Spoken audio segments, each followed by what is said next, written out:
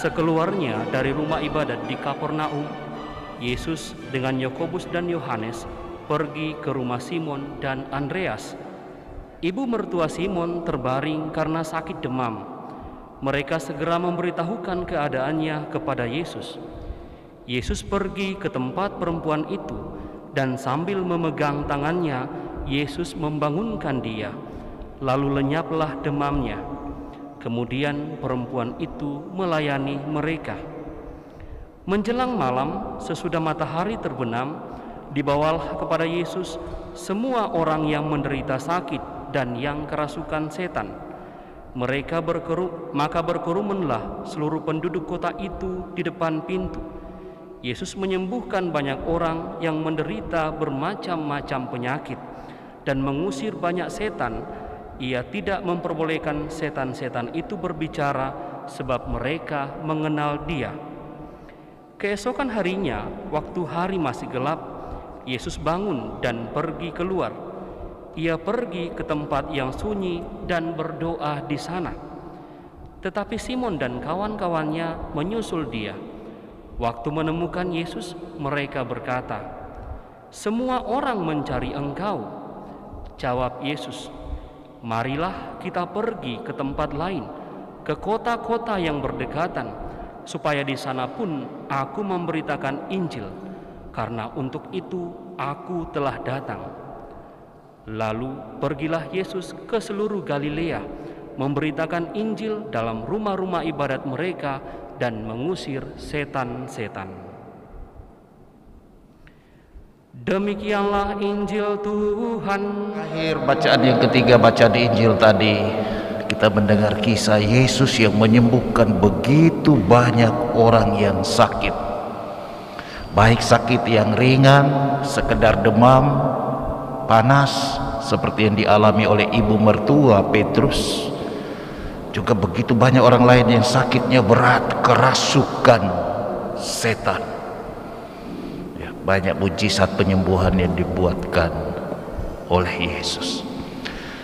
Saudara dan saudari sekalian, menarik untuk kita renungkan kisah Ayub. Pencobaan, yang mengalami sakit, yang mengalami musibah, dia punya hewan ternak apa semua habis dirampok orang, yang mengalami kematian, duka cita yang mendalam karena anak-anaknya sekian orang hilang dalam sekejap karena kecelakaan, yang juga mengalami penderitaan karena dia sendiri juga sakit. Padahal saudara-saudari, Ayub adalah orang yang sungguh beriman. Ayub adalah orang yang saleh. Ayub adalah orang yang baik. Dia tidak menyusahkan orang, dia tidak pernah membohongi orang, merugikan orang. Dia tidak bicara jelek mengenai orang lain. Dia betul-betul hidup sebagai orang yang fokus dengan pekerjaannya, fokus di dalam doa dan ibadahnya kepada Tuhan, dan tentu saja menjalin relasi yang baik dengan tetangga, dengan sesama. Tapi dia mengalami pencobaan yang luar biasa. Kita dengar tadi ungkapan hatinya di dalam bacaan yang pertama, sampai dia katakan, "Bila aku pergi tidur, maka yang kupikirkan, bilakah aku akan bangun?" Jadi dia masih ragu, jangan-jangan saya tidur dan tidur terus, tidak bangun-bangun lagi. Jadi dia malah mempertanyakan, jangan-jangan saya tidur dan besok saya sudah tidak bangun lagi, alias berpulang. Ya, bilakah aku akan bangun besok pagi? Tetapi malam merentang panjang dan aku dicekam oleh kegelisahan sampai dini hari.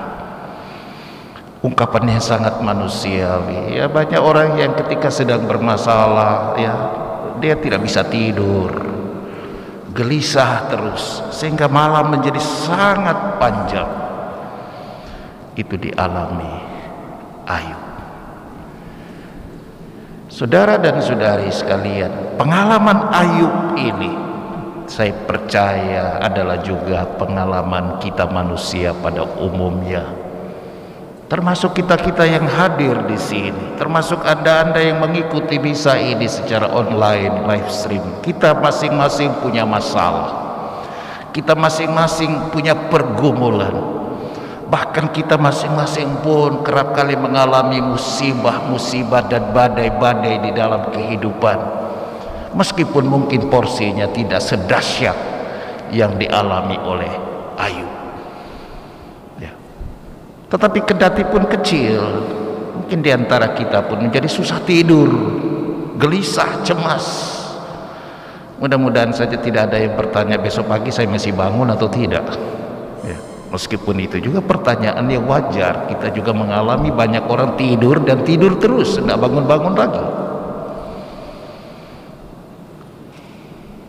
Kita disadarkan ibu bapak saudara-saudari bahwa bagi seorang yang beriman sekalipun, orang yang rajin berdoa sekalipun, orang yang rajin sekali ke gereja, aktif di gereja,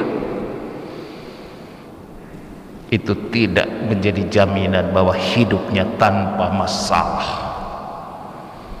Tapi kita belajar saudara-saudari dari pengalaman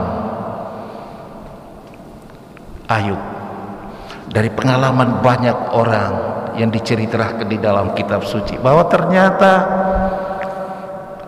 kesulitan, penderitaan, permasalahan hidup bisa menjadi sebuah jalan masuk, sebuah pintu bagi orang untuk bertemu dengan Tuhan, untuk mengalami sapaan dan uluran tangan kasih Tuhan, menjadi jalan untuk semakin lebih mengenal Tuhan, menjadi jalan untuk semakin mengimani Tuhan bahkan secara tanpa syarat.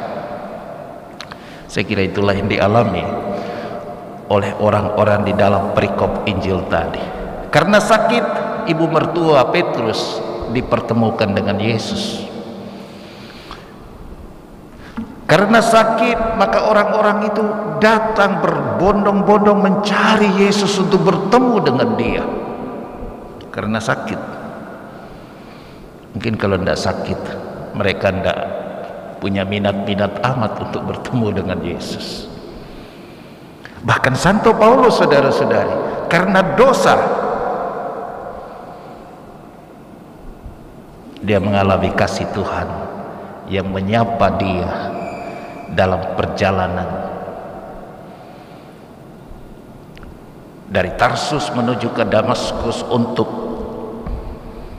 mencari orang-orang murid Tuhan, untuk ditangkap, dianiaya.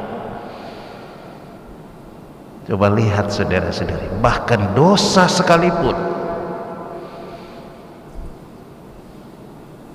itu menjadi sebuah jalan bagi orang untuk bertemu dengan Tuhan.